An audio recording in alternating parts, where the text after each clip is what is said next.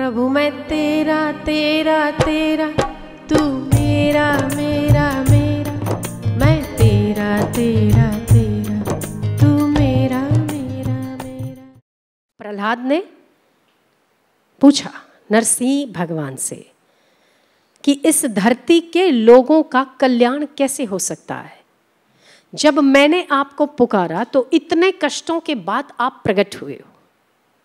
अब मुझे ये बता दो कि ये कलयुग में इतनी पुकार कौन करेगा जैसी प्रहलाद ने की। असंभव है।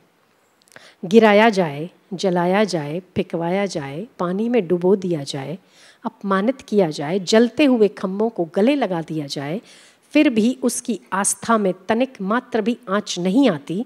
ऐसे ही प्रहलाद के आगे नरसिंह प्रकट हुआ करते हैं। ऐसे नहीं कि थोड़ी सी अनुकूलता हुई और हमने बहुत अच्छी भक्ति की, थोड़ी सी प्रतिकूलता हुई, भगवान तो हमारी बात सुनते ही नहीं है, छोड़ो ना, क्या कुछ रखा नहीं है इन पूजा पाठों में, इन भक्तियों में कुछ नहीं रखा है भैया। विपदाओं में ही तो आपके भक्ति की परीक्षा होती है ना। सब अनुकूल है और तब आप अनुकूलता से भक्ति करते हैं तो कोई बड़ी बात नहीं है, पर प्रतिकूल है फिर भी यदि आप भक्ति करते हैं तो आप प्रहलाद और मीरा जैसे ही हैं, जैसे उन्होंने विपदाओं में भक्ति की। और परमात्मा वही तो। पुष्पों का हार, सर्प मिटकर पुष्पों का हार कब बनता है? जब ऐसी भक्ति दृढ़ होती है तब।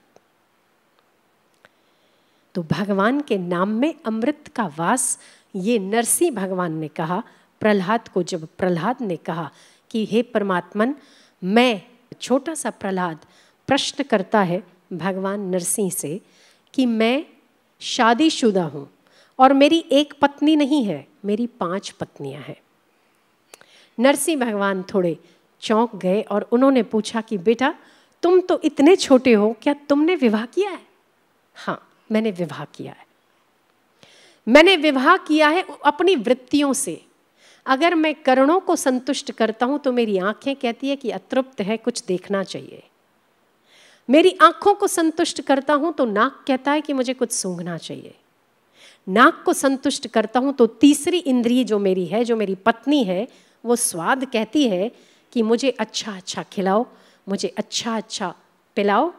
और मैं इन सबको संतुष्ट करते करते आखिर अंततः मृत्यु को प्राप्त हो जाता हूँ, पर मेरा तृष्णा कभी खत्म नहीं होती। इन 5 पत्नियों को लेकर मेरा उद्धार कैसे हो सकता है, वो आप मुझे बताइए। प्रहलाद ने एक साधारण से व्यक्ति और साधारण से, जो हम सब इन जगत में जी रहे हैं, इन साधारण इंद्रियों के चक्करों में चलते चलते हम जिन जिन बातों को फेस करते हैं, जिन जिन दुख और जिन जिन खींचातानियों को फेस करते हैं, वही प्रश्न प्रहलाद ने नरसिंह जी से पूछा कि मैं 5 पत्नियों वाला हूँ। ऐसा तो होता ही है ना कि एक कभी भी एक इंद्रिय का उपभोग दूसरी इंद्रियों को संतुष्ट नहीं कर सकता। अगर आप किसी का नृत्य देख रहे हैं तो आप आंखों को मजा आ सकता है, पर मुंह को मजा नहीं आएगा। ठीक है? जब खाते हैं तो क्या आंख से खाते हैं? नहीं खाते। कानों से सुनते हैं तो क्या काम की इंद्रियों को सुख मिलता है? नहीं मिलता। एक इंद्रिय जब सुखी होती है तो दूसरी इंद्रिय रीति रहती है। एक उपकरण जब संतुष्ट होते हैं तो आपके शरीर के दूसरे उपकरण रिक्त हो जाते हैं। कान को मजा आया तब आंखों को नहीं आया, अगर आंखों को आया तो मुंह को नहीं आया। आपने कहा कि नहीं, थिएटर में जब हम जाते हैं तो हम दोनों इंद्रियों को सुख देते हैं, पॉपकॉर्न भी खाते हैं और पिक्चर भी देखते हैं, है ना? तो हमारी 2 इंद्रियां तो काम में लगती है और हमारी तीसरी भी लगती है। ठीक है? 3 इंद्रियों को मजा आ रहा है, फिर भी बाकी 2 तो बचती है ना। एक साथ कभी भी आप अपनी इंद्रियों को तृप्त नहीं कर सकते। अतृप्ति आपका इंद्रियों का स्वभाव है। ठीक है? एक देश में है तो दूसरे देश में नहीं, एक काल में है तो दूसरे काल में नहीं, अभी है तो वहां नहीं, वहां है तो यहां नहीं। सीमित, छोटी है, संकीर्ण है, उसकी सीमा है।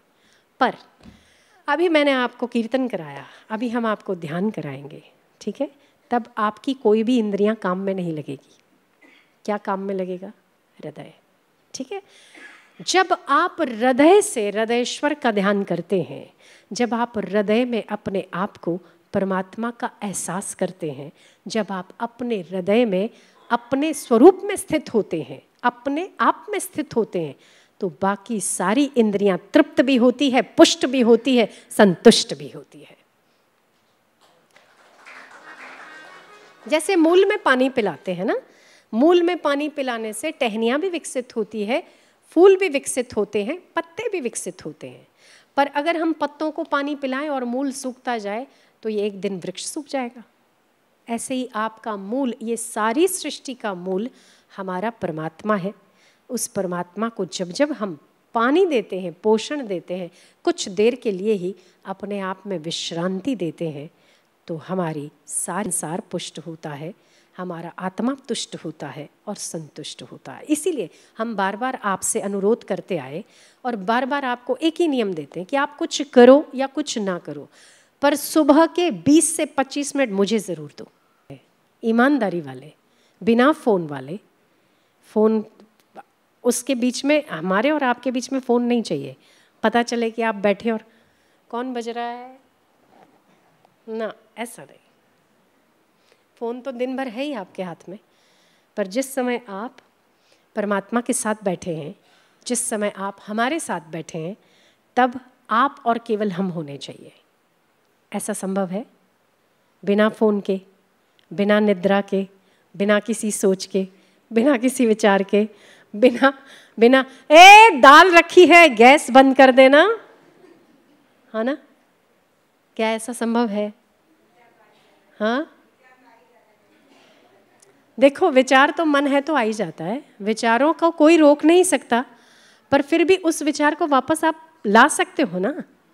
ठीक है, तो 20 मिनट आज जो मुझे दे रहे हो नए साल में, कम से कम 6 महीने के लिए आपके 20 मिनट मेरे हुए।